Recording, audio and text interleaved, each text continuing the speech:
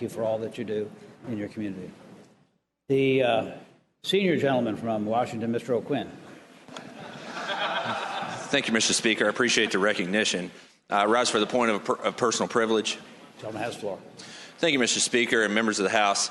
As we come up here every year, we hear the discussion about coal, and I'm not trying to pile on to the gentleman from Charlottesville or the gentleman from Scott, but it seems like that when we discuss this topic, that very often I find people splitting hairs and making distinctions without a difference. And you can say what you want to, but the EPA in this presidential administration has targeted coal companies. You can talk to anybody that has anything to do with this business, and they will tell you straight up, and they know better than I do.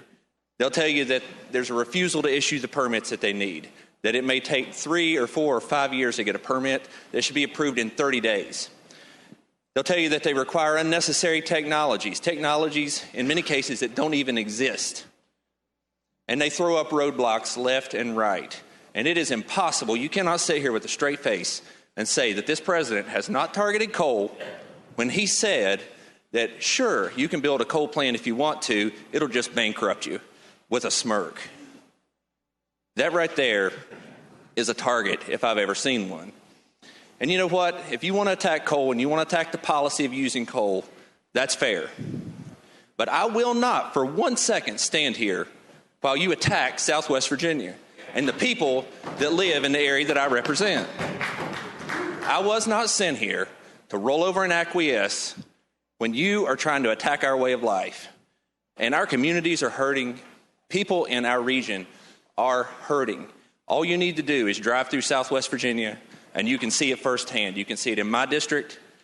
You can see it in Delegate Pillion's district, Delegate Moorfield's district, Delegate Campbell's district, Delegate Kilgore's district. There are people who are hurting. And what irritates me is that many times the same people who are attacking these policies are the ones who are saying we need to be doing more for education. And I am 100% with you on that. I've taken votes for education that are contrary to many people in my own caucus. But at the end of the day, when you're cutting off coal severance taxes and you're squashing the companies that pay for all the extracurricular activities that occur at schools in Southwest Virginia, there is something inherently wrong with that. And the ancillary damage that's being done, not just to coal miners, not just to coal miners' families, but to all the other businesses that supply the coal industry, is absolutely untold. And the effects that we're seeing now are going to be the effects that we're going to see for many, many years to come. And I know a lot of people say, well, coal's one of those commodities that is cyclical. It swings back one way and then it swings back the other way. And that's true. That's happened for many years. This is different. This is a fundamental restructuring of the American economy and how we deliver power to people in the United States, and particularly through Central Appalachia. And unemployment in coal-producing counties is up, and the next thing to follow is your power bill. We already see it, and you're going to see it more because natural gas is artificially cheap right now, and everyone, including people in the industry, will tell you it's going to go back up at some point. And when it does, and we've shuttered coal plants left and right and made it impossible to build another one, we're all going to feel the pinch, and it's going to be a tough, tough pinch.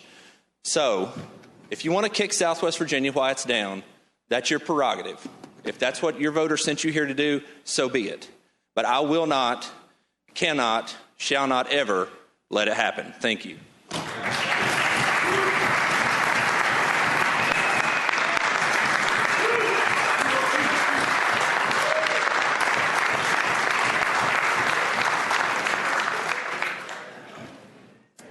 Are there further motions or resolutions under Rule 39?